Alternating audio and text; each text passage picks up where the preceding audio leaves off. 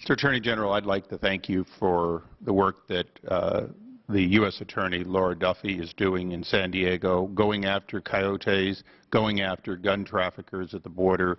The work in my border district area of making our city safer, because the crime in Mexico often stops at the border because of her work and willingness to prosecute human traffickers and gun traffickers is very much appreciated. So just so you hear two sides of the California story for a moment.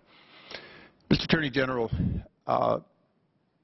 we have 2 Border Patrol agents who are dead, who were killed by guns that were allowed, as far as we can tell, to deliberately walk out of gun shops under the program often called Fast and Furious.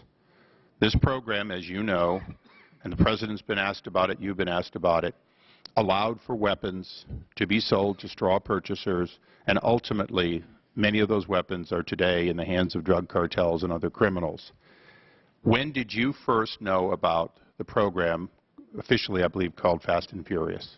To the best of your knowledge, what date? I'm not sure the exact date, but I probably heard about Fast and Furious for the first time over the last few weeks. Now that you've been briefed on it, the President has said on March 22nd that you didn't authorize it.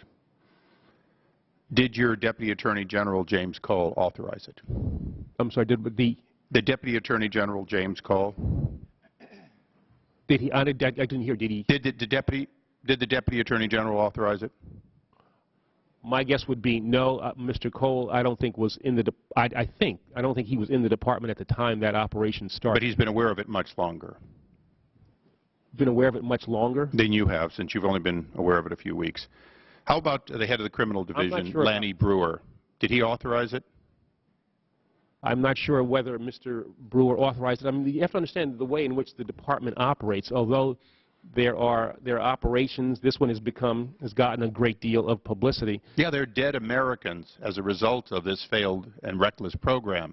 So I would say that it hasn't gotten enough attention, has it, Mr. Attorney General? It's not necessarily. I mean, there's an investigation that is underway. I'm aware of that investigation. Let me follow up with a couple of questions. And we'll have to look at that to see exactly what happened with regard to. Well, Mr. Attorney General, I mean, I take very seriously the allegations. Mr. Attorney General, do you take seriously, Mr. Attorney General, do you take seriously a subpoena signed by the Clerk of the House? Of course. After 14 days of waiting for a letter to be signed or acknowledged or responded to, we sent a subpoena signed by the Clerk of the House. 32 days later, last night, your people responded by giving us 92 pages representing 3 documents that were public records already, all of them were available, and saying that the other 400 or so responsive pages were not going to be produced. Do you stand by that? And were you aware of that? I think we indicated that the other 400 pages would be made available for review. Just to be accurate. I think so. Those, in essence, were being made available as well. And it took 32 days to get that answer.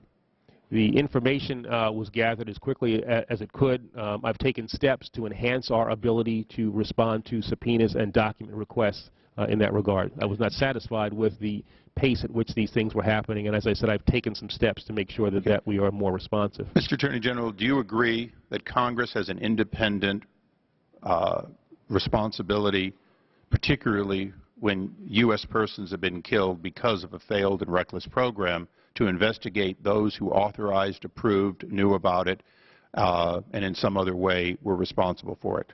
Well, as I indicated to you last night when we spoke about this at the White House, yeah, I think that there is a legitimate oversight responsibility that Congress has, but I think also Congress has to use that oversight responsibility in a responsible way. We have cases, 20 matters that will go to trial in June of this year. Well, Mr. Attorney General, isn't it true that those cases that will go to trial in June, I have very limited time, I'm sorry, those cases are basically a bunch of meth addicts who did the buying, that you do not have what this program was supposed to produce. You don't have the kingpins. You don't have the places it went. What you have are the people that you already had on videotape many, many months before indictments were brought. Isn't this true?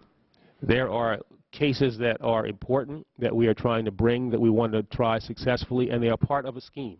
They are part of a scheme. You can't look at a case and as an individual matter and think it is unimportant, because small cases lead to larger ones, and that's why it is important. I'd ask unanimous consent for an additional 30 seconds. That's why these cases are important, and that is why we... Without objection, the gentleman is recognized for an additional 30 seconds. Mr. Attorney General, my final question, though, is, from what you're saying about a scheme and so on, do you stand by this program? In other words, and it's not a hypothetical, really, if you knew this program, knew about this program 90 days ago, 180 days ago, would you have allowed it to continue? And if not, then what are you going to do about the people who did know and allowed it to continue? Well, what I have told people at the Department of Justice is that under no circumstances, in any case that, any investigation that we bring, should guns be allowed to be distributed in an uncontrolled manner. So that would be consistent with the March 9th letter from Deputy Attorney General James Cole, in which he said that we should not design or conduct undercover operations which include guns crossing the border. If we have knowledge that guns are about to cross the border, we must take immediate action to stop the firearms from crossing the border, and so on. That's your policy today. That is our policy. That has certainly been the policy that I've tried to impose. And isn't Fast and Furious inconsistent with that policy? Well, that's one of the questions that we'll have to see, whether or not Fast and Furious was conducted in a way that's consistent with what Jim wrote there, what I have said today, and that's what the Inspector General is in fact looking at. And will you agree to work with both this committee, of course, and the other committees investigating this as to, we're not looking at the straw buyers, Mr. Attorney General, we're looking at you, straw purchasers. We're looking at you. We're looking at your key people who knew or should have known about this, and whether or not your judgment was consistent with good practices, and whether or not instead the Justice Department is basically guilty of allowing weapons to kill Americans and Mexicans. So will you agree to cooperate with that investigation both on the House and Senate side? We'll certainly cooperate with all the investigations, but I'm going to take great exception to what you just said. The notion that somehow or other this Justice Department is responsible for those deaths that you mentioned, that assertion is offensive. And I want to tell you that what if it's accurate, it is the policy of the Justice Department to make sure that we do all that we can to protect law enforcement agents. It is one of the reasons why I have tried to look at a whole variety of methods, techniques that we can use to protect the lives of law enforcement agents. It is something that this country is not focused enough on. Over the last 2 years, the rate at which our people in law enforcement have been killed has risen about. So what am I going to tell Agent Terry's mother about how he died at the hand of a gun that was videotaped as it was sold to a straw purchaser, fully expecting it to end up in the hands of drug cartels? Well, one will have to see exactly what happened with regard to the guns that are at issue there. And I've attended funerals, This is something that, this isn't theoretical, this is not political, this is extremely real for me as Attorney General. It is for us, too. I thank the Chairman. The gentleman's time has expired. No, I've had to look into the eyes of widows, of mothers who have lost sons. I have felt their pain.